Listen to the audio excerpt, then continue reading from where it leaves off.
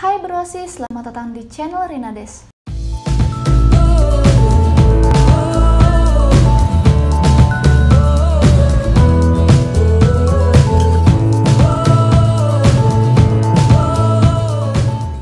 Pada video kali ini, Rinades akan share ke Brosis waktu-waktu mustajab ketika kita berdoa agar doa kita ini dikabulkan oleh Allah. Nah, biasanya Rina itu kalau misalkan berdoa itu ada di, ya sebetulnya kalau setiap waktu itu tuh baik ya kan, nggak ada yang nggak baik. Cuma ada beberapa waktu yang memang itu tuh mustajab untuk kita berdoa. Dan so kita langsung masuk aja ke pembahasan video kali ini. Lupa, buat Brosis yang belum subscribe, klik tombol subscribe di bawah ini biar Rinades lebih semangat membuat konten menarik untuk Brosis. Silahkan klik. Yang pertama yaitu ketika sholat tahajud.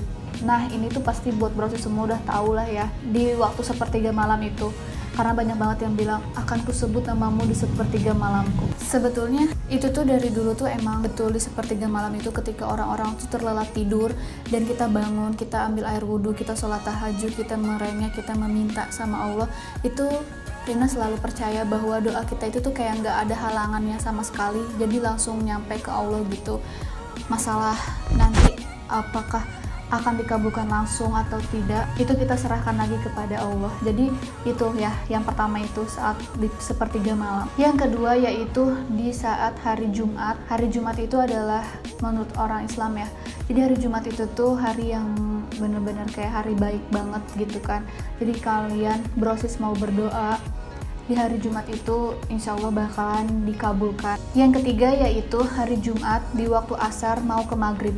Nah itu tuh Rina biasanya berdoa di situ. Berdoa di saat setelah kita sholat asar sampai mau maghrib itu waktu yang mustajab untuk berdoa. Yang keempat yaitu ketika turun hujan. Ini Rina percaya banget karena hujan itu kan suatu keberkahan ya. Karena ini tuh benar-benar Rina rasain banget Brosis pas hujan terus Rina berdoa.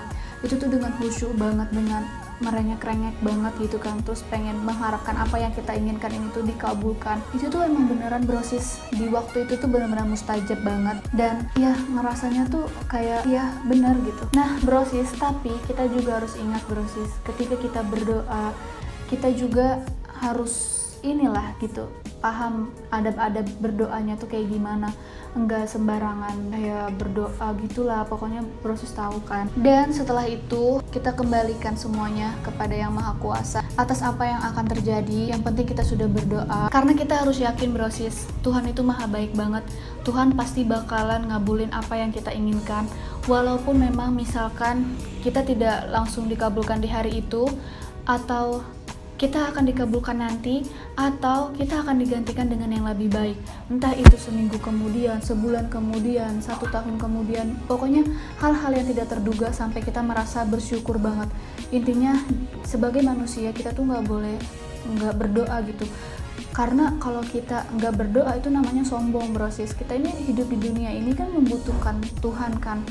Jadi dengan berdoa ya kita tuh merasa bahwa kita tuh membutuhkan Tuhan.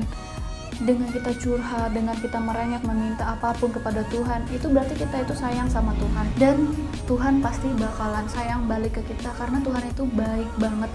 Apapun yang hambanya minta pasti bakalan dikabulkan. Ketika kita sudah merengek-rengek, kita memohon, ya Tuhan aku pengen banget kayak gini, kayak gitu, tolong. Tapi kita nggak boleh memaksakan gitu, karena kalau kita dipaksa kita nggak enak kan.